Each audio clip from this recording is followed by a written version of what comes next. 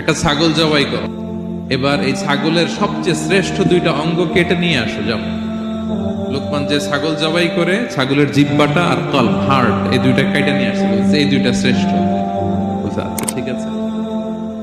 মালিক আবার বললেন আরেকটা জবাই করো, এবার সবচেয়ে নিকৃষ্ট দুইটা অঙ্গ ছাগলের কেটে নিয়ে আসো। যাও দেখি।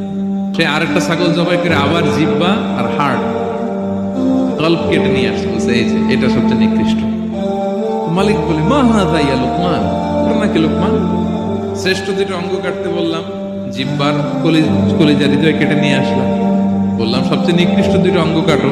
লোকমান বলতেছে জিহ্বা আর হৃদয় যদি শ্রেষ্ঠ হয়, কল্প যদি শ্রেষ্ঠ হয়, এর চেয়ে শ্রেষ্ঠ অঙ্গ আর হতে পারে না।